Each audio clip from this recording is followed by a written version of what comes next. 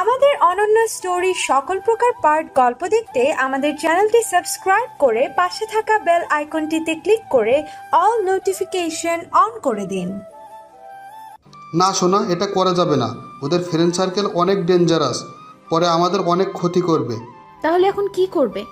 শোনো, আমার কাছে একটা বুদ্ধি আছে।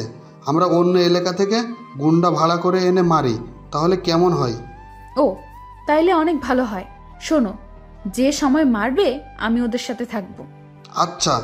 তারপর সিফাত ওর বন্ধুকে সব ব্যবস্থা করতে বলে, আর ওর বন্ধু সব করেও ফেলে। তা শুনে মামা অনেক খুশি। মামা, আমরা বিয়ে করব কবে? করব আমার পড়াশোনাটা শেষ হলে। তুমি একবার চিন্তা করে দেখেছো, তোমার বাবার সম্পত্তি আর আমাদের সম্পত্তি যখন এক হবে, তখন আমরাই হব এই শহরের টপ বিজনেসম্যান।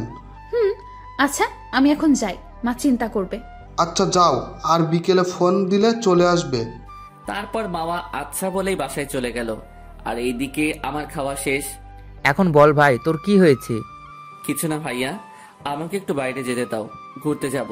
আমার এখানে ভালো লাগছে না। আচ্ছা যা, রাত্রে কিন্তু সব বলতে হবে। আচ্ছা বলবো। তারপর বন্ধুরা আমাকে আড্ডা দেওয়ার জায়গায় আসতে বলে। তারপর সবাই মিলে আড্ডা দেওয়ার জায়গায় চলে আসলাম। দোস্ত, এখন মাওয়া আপুর পিছনে তোকে যেন আর না দেখি ভাই। এখন ওকে ভুলে নতুন করে শুরু কর। দোস্ত, আমি আর এই ভার্সিটিতে থাকতে চাই না। তুই এই ভার্সিটিতে না থাকলে আমরা কেউ থাকবো না। দোস্ত চল, আমরা কুমিল্লা প্রাইভেট ভার্সিটিতে ক্লাস করি আর এখানে পরীক্ষার সময় পরীক্ষা দেই, কারণ ওই ভার্সিটিতে আমার কাকা একজন প্রফেসর। আমি তো এটাই চাই। তাইলে আর কি, সিয়াম তুই তোর কাকার সাথে কথা বল, আর আমরা কুমিল্লা যাওয়ার প্ল্যান করি। তাই করি আমরা। আচ্ছা ঠিক আছে, আমি কাকার সাথে কথা বলবো। তারপর আজকে আমি ওদের সাথে বেশি আড্ডা দিলাম না, বাসার দিকে রেডি হলাম। তারপর আমি 5:30টায় ওদেরকে বলে আড্ডা থেকে বিদায় নিলাম। আমি বাইক নিয়ে বাসার দিকে যাচ্ছিলাম, তখনই আমার সামনে একটা কালো গাড়ি আসলো। তখন আমি ব্রেক করলাম। তারপর গাড়ি 15 জন মুখ বাঁধা মানুষ নামলো। কিরে, তোর নাকি এই এলাকায় কেউ কিছু বলতে পারে না? আপনারা কারা? আমার কাছে কি চান? আমরা তো জীবন চাই। কি বলতে চান আপনারা? তারপর লোকটি কিছু বলার আগেই আমার মাথায় কে যেন আঘাত করলো। আমি মাথায় হাত দিয়ে পিছনে তাকিয়েই দেখি মাওয়া আপু হাতে লাঠি নিয়ে দাঁড়িয়ে আছে। আপু তুমি? হ্যাঁ আমি। আর এই লোকগুলো আমার ভাড়া করা। কিন্তু তুমি আমাকে মারতে চাও কেন? তুই সিফাতকে মেরেছিস, তাছাড়া আজকে কলেজে সবার সামনে থাপ্পড় মেরেছিস। এগুলো কি আমি এমনি এমনি ছেড়ে দেব? তুমি তো আজকে আমাকে মেরে ফেলবে, তাহলে আমি কিছু কথা বলি। একদিন তোমার এই অহংকার ভেঙে যাবে, সেদিন তুমি আমায় চাইবে কিন্তু পাবে না। আর হ্যাঁ, সিফাত তোমাকে নয়, তোমার টাকাকে ভালোবাসে। আমার এই কথাটা মিলিয়ে নিও। এই দিনটা কখনো আসবে না। এই বলেই আরেকটা বাড়ি দিল মাওয়া। তারপর সবাই মিলে মারতে থাকলো। একসময় আমার চোখ বুঝে গেল ব্যথার আঘাতে। তারপর যখন আমি চোখ মেলে তাকালাম, তখন দেখি আমি হাসপাতালের বেডে শোয়া।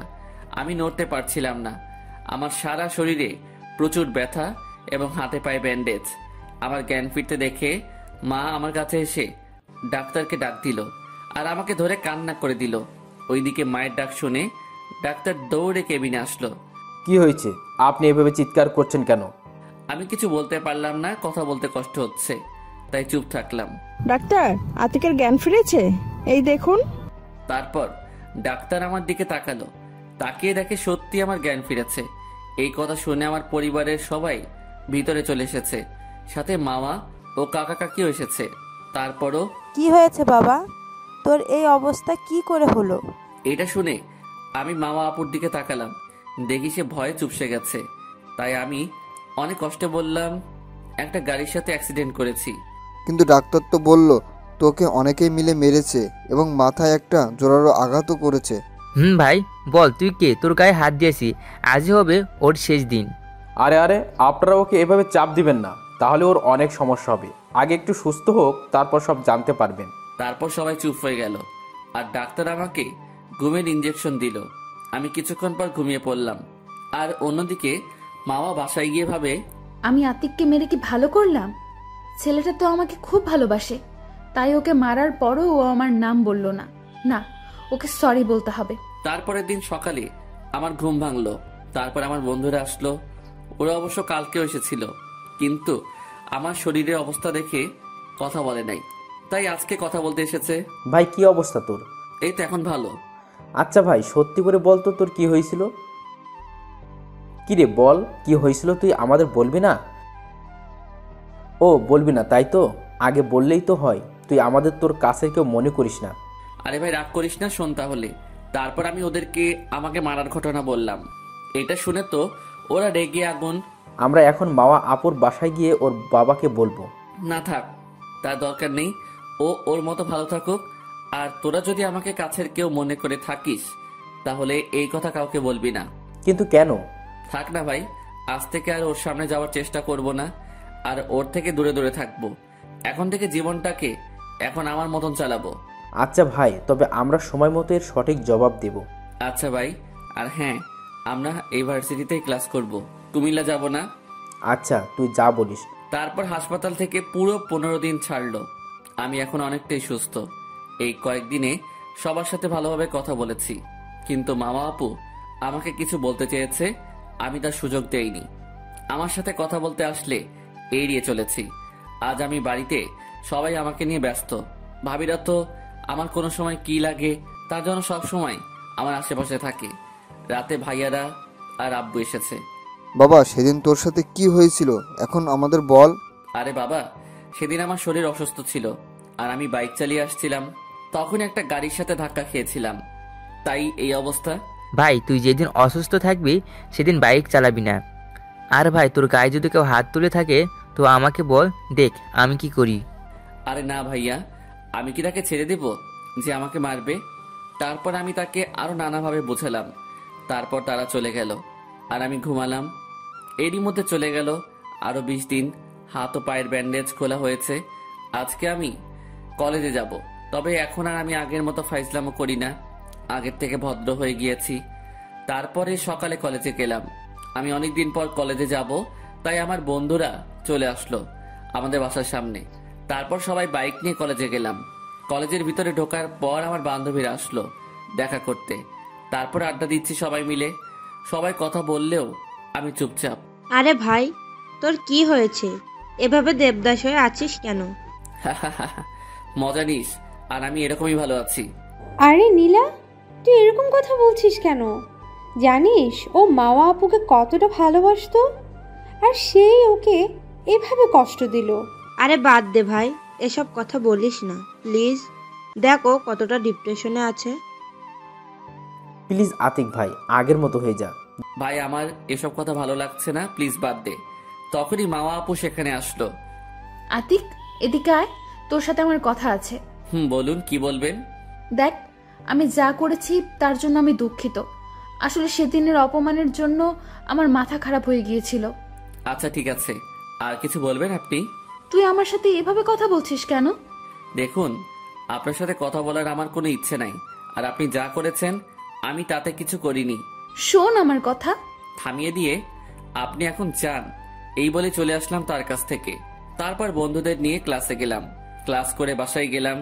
এইভাবে চলে গেল আরো 1 মাস। আমি এখন আগের থেকে কিছুটা স্বাভাবিক হয়ে গেছি, তবে ফাইজলামোটা এখনো করি না। অন্যদিকে মামা আপু রিলেশন ভালোই চলছিল, তবে এখন আর সিফাত মামা আপুকে সময় কম দেয়, শুধু কাজ নিয়ে ব্যস্ত থাকে। যখনই মামা আপু দেখা করতে বলে তখনই বলে আমি এখন বিজি থাকি। তো একদিন মামা আপু ও সিফাতের ভিতরে কথোপকথন। হ্যালো সিফাত, আজকে চলো আমরা দেখা করি, অনেকদিন তোমাকে দেখি না।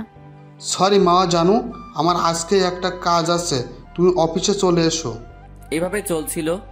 এইদিকে আমি আর মামা আপুর সামনে যাই না, দেখা হলেও কথা বলি না, এবং সেদিনের পর থেকে আর মামা আপুদের বাড়ি যাই না। কাকে অনেকবার যেতে বলেছিল কিন্তু আমি যাইনি। 7 দিন পর সিফাত মামা আপুকে ঠিকানা দিল। মামা আপু বলেছিল যাবে 11টায়, কিন্তু সে গেল 10টার সময়। সে দেখলো কি কারণে যেন সিফাত ম্যানেজারকে বকছে, তাই সে ভিতরে না গিয়ে দরজার কাছে দাঁড়িয়ে তাদের কথা শোনার চেষ্টা করলো। আপনি জানেন আমি সব কিছুতেই সাকসেস চাই, তবুও কি করে আমার হাত থেকে এই কাগজটা হাতছাড়া হয়ে গেল। দেখুন, আমি তো চেষ্টা করেছি কিন্তু কাজটা রাখতে পারিনি। দেখুন, আপনি দরকার হয় প্রোডাক্ট কম দামে দিন, তবুও আমার কাজ চাই। শুনুন, আমি শুধু চাই সাকসেস, তাতে যদি আমার বউকে অন্যের বিছানায় পাঠাতে হয় তাতেও আমি রাজি। এটা শুনেই মামা আপু দৌড়ে সেখান থেকে বাসায় চলে গেল। বাসায় গিয়ে রুমে কান্না করতে থাকলো। সে ভাবতে লাগলো, আমি একটা এরকম খারাপ মানুষকে ভালোবেসেছি যে শুধু টাকাকেই ভালোবাসে, আমাকে নয়। তাহলে তো আতিকের কথাই ঠিক হলো। আমি এখন বুঝতে পারছি ভালোবাসার মানুষ কষ্ট দিলে কিরকম লাগে, তা বুঝতে পারছি। তাহলে আতিক কতটা কষ্ট পেয়েছে তা আমি এখন বুঝতে পেরেছি। না, এখন আতিককে আর কষ্ট দেওয়া যাবে না। কিন্তু আতিক তো আর আমাকে মেনে নেবে না। তবে আমি জানি ও এখনো আমাকে ভালোবাসে। যেভাবেই হোক ওর রাগ ভাঙাতে হবে। আর সিফাতকে ওর মনোভাব ও আমাদের টাকাকে ভালোবাসার শাস্তি দিতে হবে। অন্যদিকে আমি এখন স্বাভাবিকভাবে চলছি। বন্ধুরা অনেক মেয়ে দেখায় রিলেশন করার জন্য, কিন্তু এখন আমার ওইসব ভালো লাগে না। তাই শুধু পড়াশোনা আর ঘোরাঘুরি করি। দোস্ত, তুই আগের মতো হয়ে যা প্লিজ। আমি এইভাবেই ভালো আছি। আমরা ভালো নেই, আমরা আগের আতিককে চাই। ভাই, চেষ্টা করব। তারপরের দিন সকালে আমার কলেজে যেতে দেরি হয়েছে, তাই সিয়াম আমাকে কল দিল। দোস্ত, কোথায় তুই? আসতেছি। কেন? তাড়াতাড়ি আয় তো, তোকে মাওয়া আপু খুঁজতেছে। আচ্ছা, আসতেছি। তারপর কলেজে চলে গেলাম। কলেজে যাওয়ার পর পরবর্তী পার্ট পেতে কমেন্টে জানান আপনারা গল্প পড়ছেন কিন্তু লাইক কমেন্ট কেন করছেন না। এটা কিন্তু খারাপ অভ্যাস, পরিবর্তন করবেন। মনে কেউ কষ্ট নিয়েন না। ধন্যবাদ সবাইকে।